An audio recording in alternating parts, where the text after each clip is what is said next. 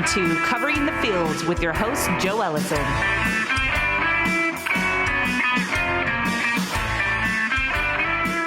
Hello, sports fans. Welcome to Covering the Field, the weekly program that analyzes all sports, handicaps them, and makes and reviews predictions. I'm your host, Joe Ellison, and today we're going to talk about pro football, college football and basketball, hockey, the NBA, baseball, and our You Got Host segment. We'd like to remind you listeners to email us at coveringthefield@gmail.com. Please give us your feedback, tell us your You Got Host stories, and visit our coveringthefield.com website to check out our many articles and our picks of the week. Find us on Twitter at coveringfield. Now, kicking things off this week, I'd like to introduce our football and college basketball expert, Big Richard Martin. How are you doing today? Well, I'm doing great, Joe. We had a big week, had a great week this week. Good to be back in the black and having a good week. So, Big Rich, it was another wild week in the NFL. What happened? Well, I think we call this the NFL Dr. Jekyll and Mr. Hyde league. 1 week, Buffalo can't score any points, doesn't get in the end zone. Then they come up and just light it up last week. Arizona looks great 1 week. Next week, they lose to Carolina. I mean, just like they're two different teams. We don't know what's going on in this, but we just try to handicap them the best we can. And it's just a good ride. It's fun watching football, that's for sure. Well, I guess we need to say he's back. Cam Newton. What's the story on him? Well, you know, they signed him that week, and it looked like they're the Super Bowl team from Super Bowl 50. Cam Newton's running that great goal line in there. And, you know, it just sums up everything about Cam Newton. When he says, I'm back, doesn't say nothing about the team. He's all about himself. Same story with him. But, you know, hey, he's a good player inside the red zone. I mean, you got McCaffrey and you got Newton. That's tough to defend in the red zone. That's a great weapon they have.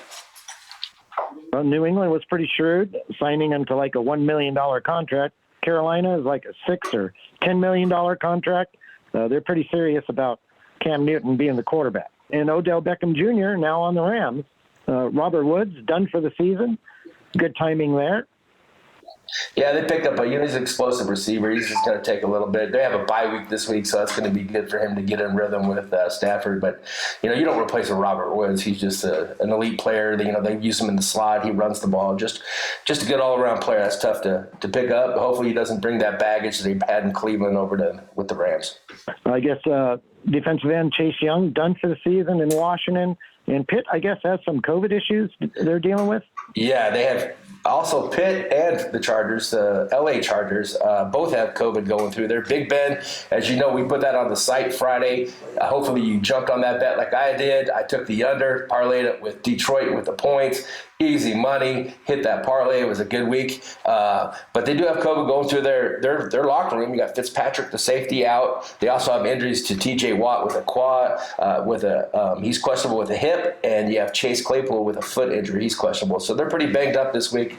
The good news, they have a night game, so they'll have a little bit more time to get those guys ready to play. The Boza is an unvaccinated player, and according to the NFL policy, that because he's in close contact with Tillery, who did test positive, but he is vaccinated. So Tillery will need 2 negative tests to play, which is unlikely. But Boza will have to have Boza, who is just in close contact, he'll have to have 2 negative tests also. So he might be able to go, but right now you have to keep a really close eye on that.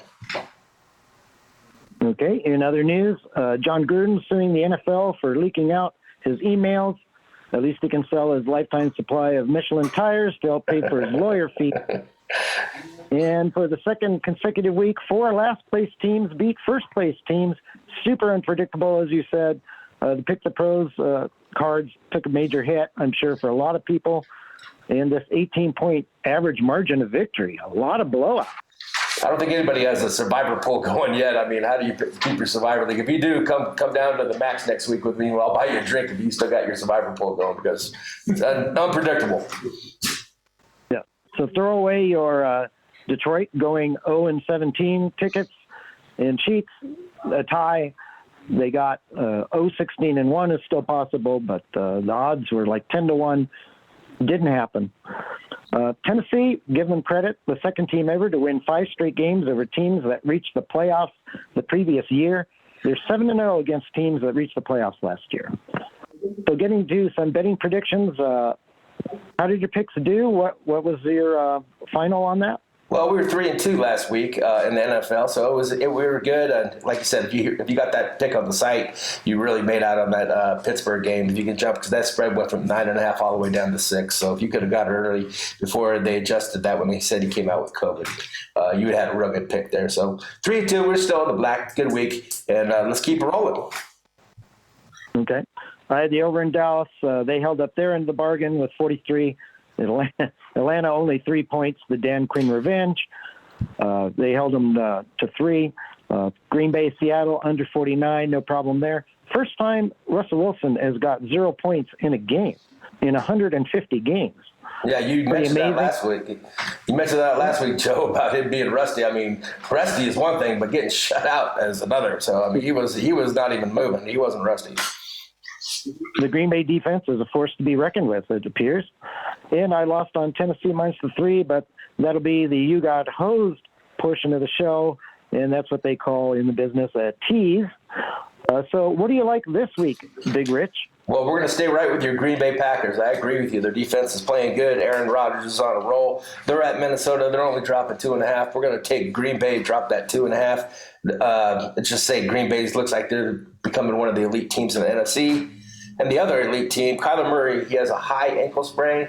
So he's been out the last 2 weeks. He was practicing today. So they know for sure, it's not for sure he's going to play, but they know for sure if he's practicing, it looks like he has a good chance to be playing this week. So let's take the Cardinals and drop the 2.5. It's opened at 1, and I think they also knew Vegas adjusted the odds to 2.5 now. Also, let's take Philadelphia at home. They pounded my Broncos. They look good the last 2 weeks. Jalen Hurts looks like he's really coming into age as the second year. With the Eagles, they look good. Let's take them at home at Lincoln Financial Field. They're only dropping 1.5 to New Orleans. And then let's take Miami minus 3 against those lousy Jets. Well, I've only got 2 picks this week. Tomorrow night, I like New England minus the 7 at Atlanta. New England on fire has won and covered 5 in a row. Would have been 6 if there was no such thing as overtime, that touchdown they gave up against Dallas.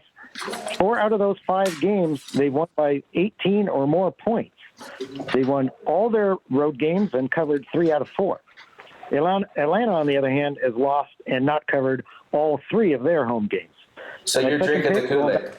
You're drinking the New England Kool-Aid with Matt Jones. You're saying that he's the resurrection of Tom Brady coming out? He looked pretty darn good last week. He was throwing some beautiful passes, no doubt. Okay. Atlanta, they're kind of falling apart. Got a lot of injuries. We're not even sure if Cordell Patterson's going to play. We got missing receivers too. They're not 100% right now. Right. It's a short week. Yes, in a short week. My second pick, I'm going back to that Green Bay and Minnesota under 49.5. We talked a little about Green Bay's defense earlier. 7 consecutive unders now in Packer games. 5-1 under on the road. Minnesota's 4 home games have all gone under with the highest score totaling 47 points. Good job, Jim. That's good stuff. That's a gem right there. I'm going to jump on that. All right. Moving on to college football, what important happened last week?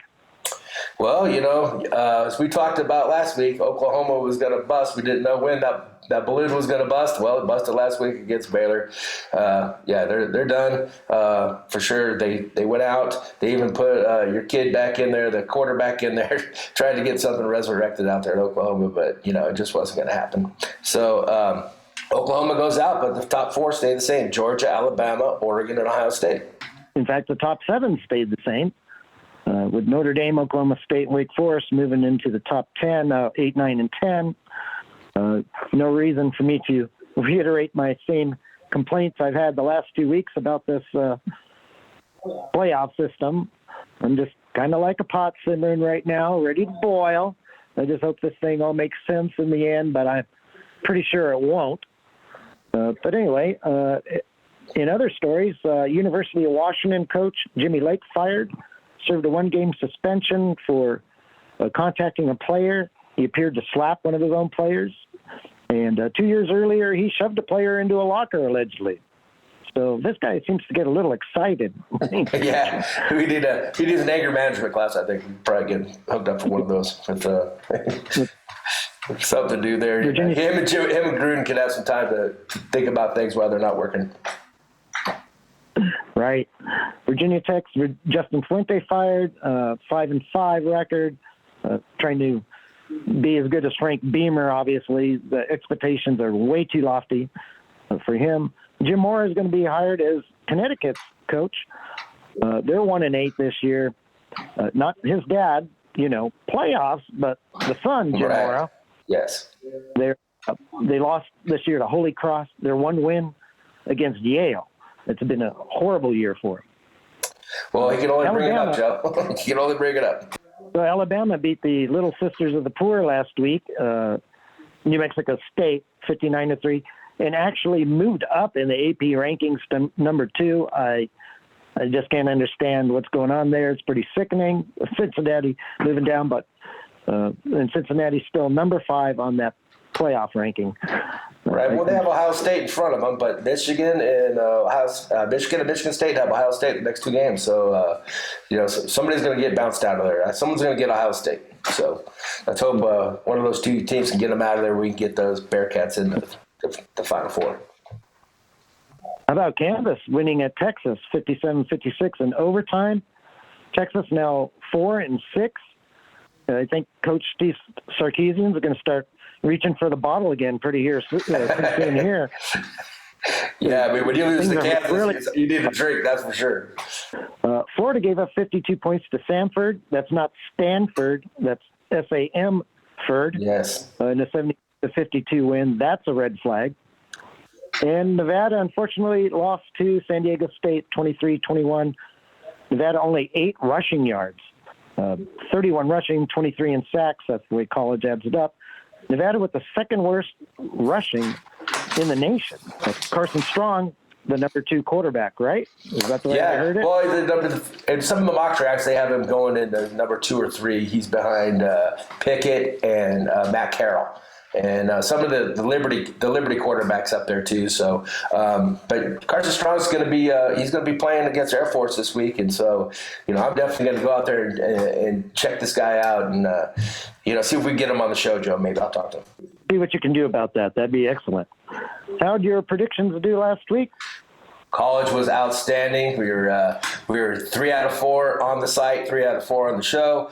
Really good. Well, I did miss the Purdue game. Purdue and Ohio State was only one. Ohio State just looks so good with C.J. Stroud. That offense is just rolling, and just Purdue had no answers. It didn't look like the defense was even on the field. So it looked like they're just throwing the ball down there. So anyway, let's move to this week. I'm going to stick with Nevada. They're playing Air Force. They're only giving up 1.5 points. I like Nevada. Carson Strong's last game, home game out here. I think he lights it up. I'm going to stay with Michigan State. They're going to the horseshoe against Ohio State. They're getting 19 points. I think if they can control the running game and keep that offense off the field for Ohio State, they got Kenny Walker III out there looking great, Heisman candidate. If they can just maybe balance that game out a little bit and do some ball control, they can cover that 19. I also like Wisconsin minus 9.5. They're back again on top of their division out there in the Big Ten. So them and Iowa are locked up. So I like Wisconsin giving up the 9.5 against Scott Frost, Nebraska. And, of course, we have to talk about our University of Texas San Antonio. We told you not to take them last week. 38 was too many points. They did win, but they didn't cover. So they're 8-2 against the spread. I like them this week to go 11-0. They beat University of Alabama Birmingham, drop that 4.5. That's their home game, and their coach just signed a 10-year contract extension. So, he's sold out to that program, and he loves those kids, and they play hard for him. Well, I think you're in trouble with the Nevada game because that is one of my picks. Nevada -2 against Air Force. I love that one. Wake Forest and Clemson. I got to go over 55. Wake Forest is playing, right? Even though Clemson's not a high-scoring team. Got to go over. And I like UCLA -3 at USC. UCLA seems to be the better team in that rivalry game. Right, and it's a rivalry game, so you got to watch those games. You never know, but I like UCLA also. They run the ball really well. Quickly moving on to college basketball, Rich. What are a couple stories to pay attention to this year or this week or last week? Well, we'll just talk about Gonzaga continue to roll on. They have two new freshmen coming in. They have Hunter Sellis as a guard, had 16 points the other night, and you have Chet Holmgren, the center, the 7-foot-plus center that knocks the ball all over the place like a volleyball. He looks great there. And then, of course, they have Drew Timmy out there as a junior, so he has actually another year of eligibility if he wanted to stay and break all these records as he could if he wanted to stay another year without going to the pros. But the big story yesterday was Michigan losing at home to Seton Hall. They lost by 2 points. That's a tough loss. And then UCLA beat Villanova. So they won in overtime. I loved UCLA in that game. They covered the 2.5. They won 86-77 in overtime, but it was a great game. So we'll have other picks on the site. The spreads aren't out yet, but we have the Sunshine Slam going on up there in California, and we have Purdue and North Carolina, which will be a good game. We have Memphis and the Western Kentucky Hilltoppers. So that'll be a great weekend of basketball. Make some money on this college basketball, and then we can take our chances with the NFL. Yeah, and one final story, Coach K and Duke retiring this year. Last chance to see him before he goes. Maybe this name, image, and likeness stuff, the new kids, maybe not for him. He's one of those old school guys, been around a long time. And I'm okay with Coach K. A lot of guys don't like him, but I'm rooting for him. Thank you, Big Richard, and we'll have you on later on the You Got Host segment. All right, Joe. Thanks a lot. Next up, we're going to talk some hockey with huge fan, Gator Gates. How's it going today, Gator? Oh, I'm happy to be here, Joe. Thank you so much. What's been going on in the National Hockey League this past week? Well, Joe, Ottawa, they'll miss their next 3 games. They got a game suspended last night against New Jersey. Then another one against Nashville on Thursday, and their Rangers on Saturday. Now, their next game that they're supposed to be playing is November 22nd at Colorado. They have 10 players on the COVID-19 protocol, and they're not the only team, Joe, to have this issue. The Sharks, they have 7 players and their coach, and Pittsburgh Penguins have had a few players on protocol, including Sidney Crosby. Well, that's the first time any major North American pro league this season has had games postponed due to COVID, so that's the good story. It isn't too bad. Last year, 51 games were postponed in the NHL.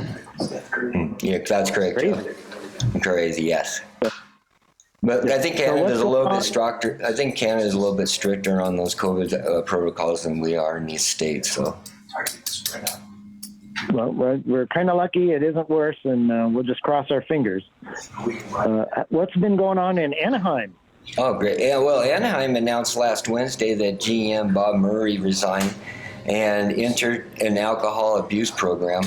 The decision was made a day after the Ducks placed Murray on an administrative leave pending an internal investigation of improper professional conduct.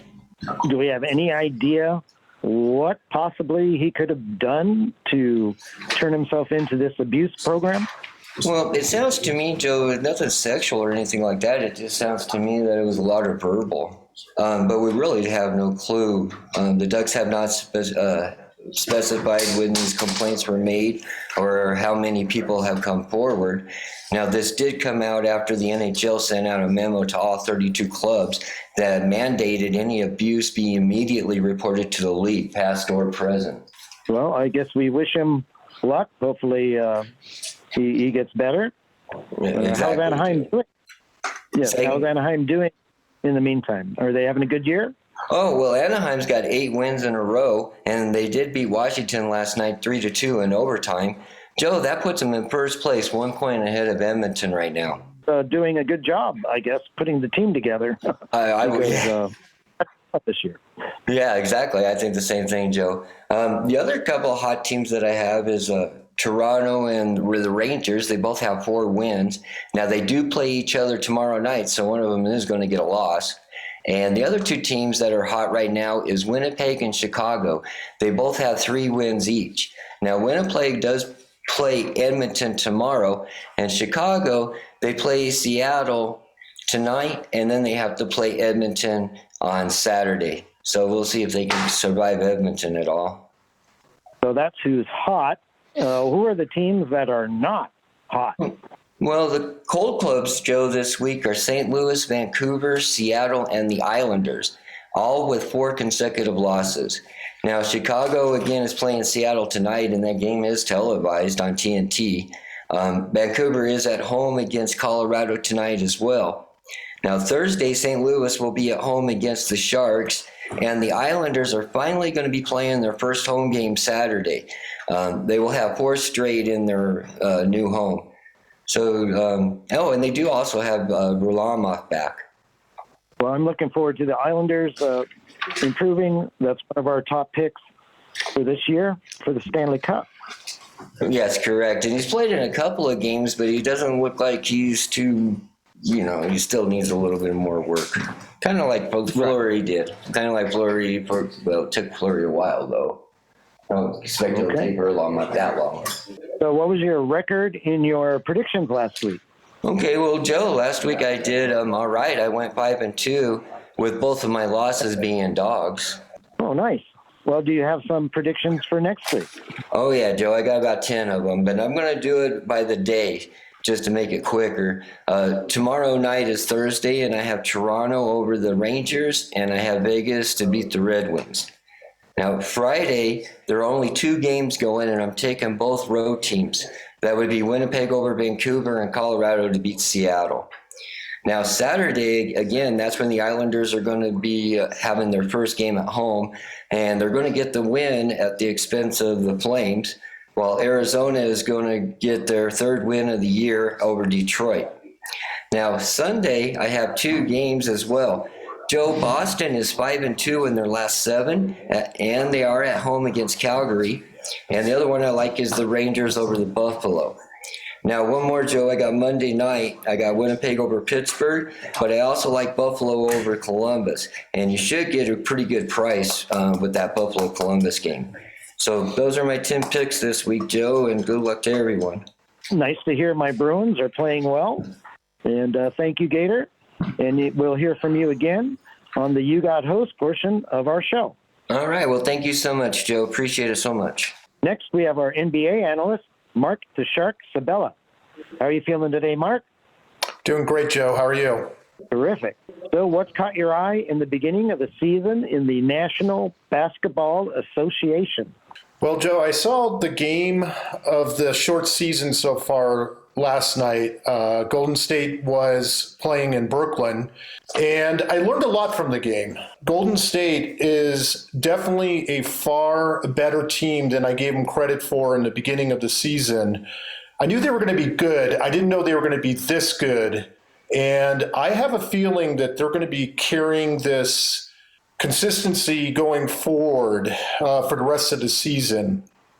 I have said that injuries are always going to play a part in any sport, and injuries are definitely playing a part for many teams in any of the sports. But for Golden State, they are definitely showing consistency. They're showing that their core group of Curry and Draymond and Looney are mixing in well with the chemistry of their new players, including a 19-year-old named Kuminga that is playing and getting some time with the group at this point in time. And they very much outplayed Brooklyn last night. Joe Harris was out for Brooklyn. Harden looks way out of shape. Not sure why that is happening. They are number 2 in the power rankings right now, but I'm not even sure what's going on there. And of course, we know that the Kyrie situation is not getting any better there. Other hot teams right now, Joe, Phoenix has won 9 in a row. They're right behind Golden State in the Pacific Division in second place. They're a stout 8-5 against the spread. Washington has won 5 in a row. They're 10-3 in the Atlantic and 9-4 against the spread. And a couple of a really big surprise team, maybe to some. I kind of was thinking that they looked really good in the preseason and are carrying it over to now. The Chicago Bulls, number 7 in the power rankings. They look awesome. They're 10-4 in the standings, and they're 10-4 against the spread right now. So that's who's hot. Who's not right now? Well, the team that I gave a lot of credit to and actually predicted would win the championship this year, and I know it's early, the Lakers are not looking good right now. They are 5-10 against the spread and are basically a 500 team right now. They play the majority of their games at home. They have the opposite of Golden State right now. They have no chemistry. They have the injury problem, but you can only use that excuse for so long. LeBron has been out for the last week or so. He's slated to come back this week. He's got an abdominal strain. But they are not looking good at all. And I'm not sure about this trade for Westbrook. He has not been looking like he's the answer or the third all-star for that team yet. Now, could things turn around? Absolutely they could. But they are not looking like a championship contender at this point in time. Other not very good or not very hot teams right now, Philadelphia has lost 4 in a row. They're 0-4 in the division. Joel Embiid has been out indefinitely with COVID. Simmons is still not playing and got fined again the other day for not participating with the team and not even traveling with the team. Milwaukee has not been playing very well. They have some key injuries right now. Giannis has even made a comment that he's not going to be looking to re-sign again with the team after this contract. And Houston has now lost 12 in a row. So don't be betting on the Rockets at this point in time. Well, are there some upcoming games you want to predict? Obviously, we don't have spreads out on these games, but maybe you can approximate what we're going to see in the near future. There's a home and away between Washington, 10-3, at Miami, 9-5. They play on Thursday, and then they turn around and reverse cities 2 days later on Saturday. The Lakers play in Boston for their first of 2 meetings this year in Boston. My guess is that will be neither team is playing well there either. Another 5-point spread there. That's the game that LBJ might be coming back from his injury. He hasn't played in the last 2 weeks. And then starting Sunday, Dallas plays in a strange scheduling situation. Dallas 9-4 plays at the Clippers 8-5. Not only is it Sunday, but they play Tuesday in the same venue. So it's a home and home back-to-back, which is pretty rare. So those are kind of the games that I have circled coming up. Thank you, Marc. Thank you. Our final guest today, here to talk about the Hot Stove League, is our baseball aficionado, Ronnie McKinnon. How goes it today, Ronnie? I'm doing great, Joe. How you doing? Terrific. We're in the middle of award season. Who's gotten the hardware so far? Well, Joe, Monday they announced Rookie of the Year, and it was Randy Rosarina, the right fielder from Tampa Bay, and Jonathan India, the second baseman from the Cincinnati Reds.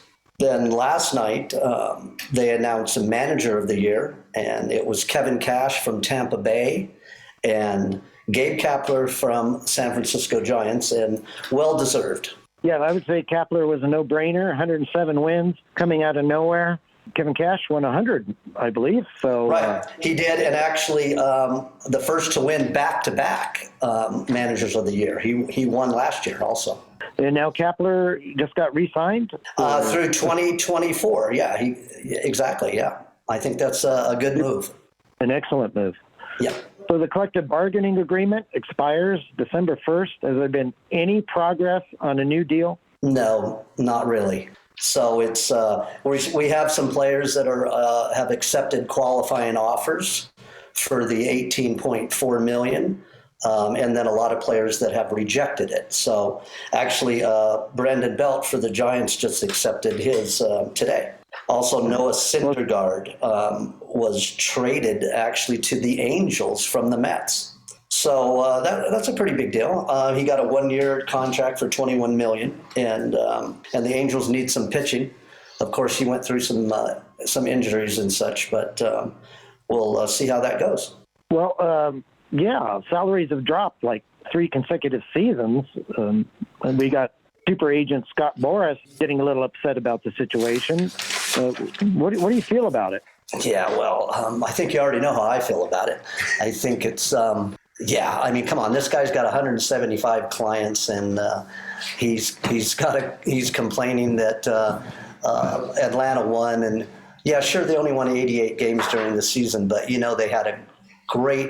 they did some great pickups, 4 guys that they picked up at the deadline, and they all helped win the World Series. And, they played great and they deserved it. I mean, it happens every year. Teams that aren't going to make it, they get rid of some payroll, and they get some good draft picks, for the next year, and try to rebuild. So there's nothing wrong with that. And I don't know what Boris is complaining about, but I think it's ridiculous. Well, he's saying there should be a cap bottom, that all teams should spend a certain amount on their teams, so there'll be more competitive balance throughout the league. What do you think?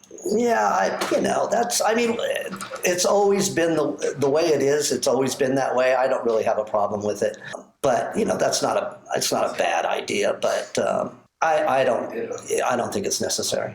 So how's the progress on the Cleveland Indians name change going? Well, they actually, the Cleveland baseball team actually gets to keep the name Guardians, which I had talked about earlier on one of the podcasts probably a month or 2 ago. It's actually, there's a bridge in Cleveland called the Guardian. So I'm not crazy about the name, but, they kind of surveyed 40,000 fans, about 140 hours of interviews. They, talked to front office people and the community leaders, and that's the name they came up with. But there is a roller derby team in Cleveland that's been called the Guardian since 2013. So they've kind of got an issue with it. But they asked for some money. The Cleveland baseball team said no. They're going to be able to use the name the Cleveland Guardians. I'm not crazy about all these name changes, but that's what they're going to be called. Yeah, without a doubt. So I got time for just one quick trivia question before I let you go. Do you know how the term hot stove got created? That's interesting, because I actually did remember it while when we were talking earlier, and it was like in the early days of baseball, they were a lot of the MLB players would play at home in the wintertime to keep in shape, and they actually kept themselves warm with a hot stove. So that's what I had, remembered hearing. I think you're absolutely right, because I looked it up. And yes, players did play all year round in the United States back then. Yes, they kept themselves warm because, yes, it got pretty cold during the winter. Yeah, actually, we didn't use hot stoves, but I played a lot of softball here in Carson City back in the late 80s and mid to late 80s. And we would be out there in February just because we couldn't wait to play. And we'd be doing whatever we could with however cold and how much ever snow was on the ground, just because we loved it. We didn't use the hot stove, but we had other means of keeping warm. So. Yes, modern technology. Right? Thank you, Ronnie, and we'll hear from you again next week. Joe, thanks for having me. Yes, ladies and gentlemen, it's that time for the moments we've all been waiting for, the stories that make us furious about bets that appeared surely to be winners, but in the end, something went horribly wrong, and they ended up being losers. It's a segment we affectionately call You Got Hosed. You Got Hosed. So, Big Rich, do you have a You Got Hosed story this week? I do have one, Joe. We had such a great Saturday and Sunday. Me and the Pistol were having such a great week, winning our bets. Everything looked great. So we're in the jacuzzi having a nice adult beverage, and we're thinking, let's bet Kansas City and the LA Raiders going over. Great offenses. How could you go wrong? 24.5 is the over first half. Can't lose, right? Well, what was it? 24 points. It was 17-7 or something. It was 24, and they come up there, and here comes Harrison Butler to kick the field goal. Can't lose. Gonna go over 24 easy, and Harrison Butler kicked me right in the Butler. Got hosed by half a point. That happens a lot. So, Gator, do you have a you got hosed story for this week? Yeah, Joe. My story starts Saturday. The Maple Leafs were playing the Sabres in Buffalo. Now, this game was my biggest long shot of the week, with the Sabres going off at a plus 165. Now, at the 11:38 mark of the second period, Tavares scored his 8th goal of the season to give Toronto a 2-goal lead at 4-2. Now, that didn't bother me too much, Joe, because a 2-goal lead in hockey, or soccer for that matter, are the hardest to keep. What was surprising was that the Sabres scored 1 minute after Toronto's goal and another 59 seconds after that. Now the score is 4-4. Well, with the momentum with Buffalo favoring, I thought that overtime Buffalo would have no problems getting the winning goal. But with 12 seconds left in the game, Morgan Riley scores his first goal of the season to send Toronto home with a 5-4 victory. So besides the Sabres not getting a point, and whoever took my advice, and me, Gator, we all got hosed. Joe, do you got got host stories for this week? I didn't get it hosed too bad, but I feel I got hosed with Tennessee -3 was one of my picks against New Orleans. Titans were up by 14, 20-6, then 23-12. Just 6 minutes left. Saints missed 2 extra points, which at the time I thought was a good thing. Titans gave up a field goal, which was okay, but with 1 minute left, the Saints scored a touchdown to make it 23-21. Now, I wish I had those 2 extra points, because overtime is the only way I can cover the spread. Naturally, the Saints don't convert the 2-point conversion, and I lose my bet by 1 point. No, up and down roller coaster. Yeah, you got hosed, Joe. You got hosed. So that's all for this week's show. I'd like to thank my guests, Big Richard Martin, Ronnie McKinnon, Marc the Shark Sabella, and Gator Gates, our producer, our engineer, our editor, and everyone for listening. We'd like you to visit our Covering the Field website to check out our many articles and our picks of the week. We'd like to remind you listeners to email us at coveringthefield@gmail.com. Give us your feedback, your You Got Hosed moments, and any other comments you'd like to give us. And find us on Twitter at Covering Field. Hopefully you all enjoyed the show, and you'll hear us again next week on another episode of Covering the Field.